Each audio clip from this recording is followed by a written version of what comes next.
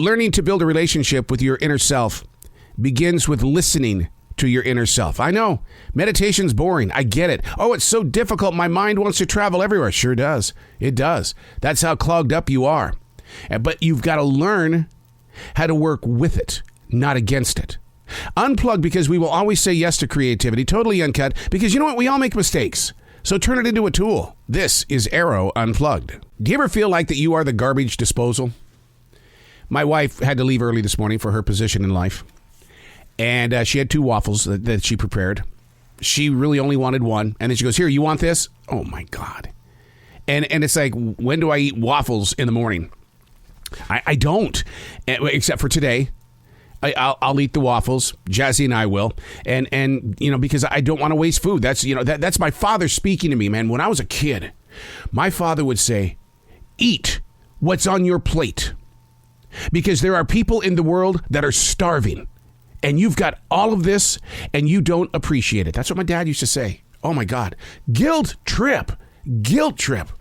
So that's when I started putting very little on my plate. Because it was like, look, I only eat when I need to. It's not when I'm in the mood. And most of the time when I'm not in the mood and I'm eating, it's only because I need the protein. I need to feed this body because I know what's ahead of me in the hours that are coming. And if I don't put protein in this body, see, that's the martial artist coming out of me. It's like water. I drink a lot of water because I know somewhere along the path, the body is going to command my system to give it liquid. So you have to prepare for it. That's the way we were taught in martial arts. That's how you get through a 5 or a 6 hour black belt test.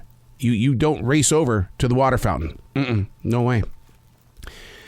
Getting this body under control. What will you eat? What will you drink? What will you decide in the moments ahead? Hey, it's Arroe. This is the Daily Mess, a chronological walk through an everyday world. We all have a daily mess. But what are you learning from your daily mess? And are we supposed to learn? Talk about cramming for a test every day. It's not so bad when you do pay attention to your moments. When you kind of give that mess a voice.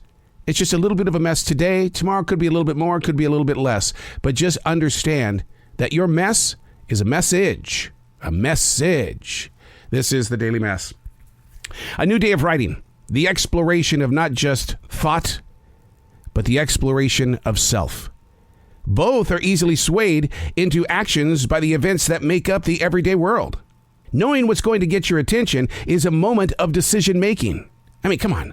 No day passes that we aren't distracted or pulled away from, delivered to an unexpected conclusion. And for what reason other than, well, we're always searching for something. Are there any more answers to have, to hold, to learn from, to teach? A new day of writing represents communication and connection. A willingness to be open as well as transparent, to set yourself free from yesterday's mental clutter, stepping free of burying what brings us into areas of weakness. Just let it go. Not just today, but every day. Make it your daily expectation. Let it go. What's bothering you today? Let it go. Is it the same thing that was bothering you yesterday and a couple of days ago? Let it go. But, oh, I hear that a lot. But, you know what that is? That's trying to start the engine of an excuse. But, let it go. Very difficult, right?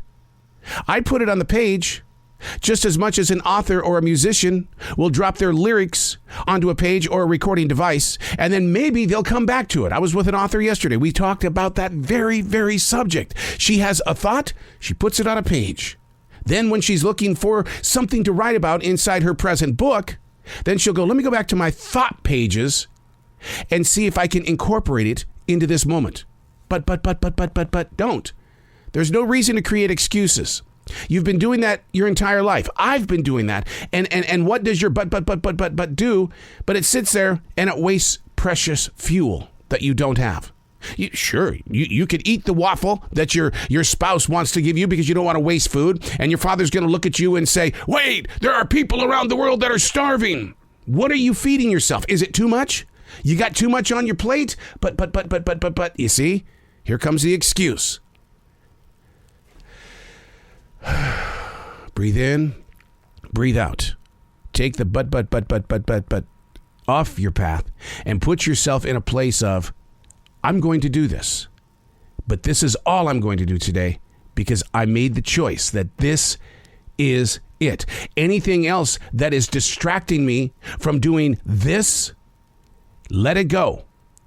Put it on a page, put it on a recording device, let it go for a different day. Trust me, if it's required, it's never going to leave you. It'll keep coming back. But right now, let it go. I'm Arroe, and that's The Daily Mess.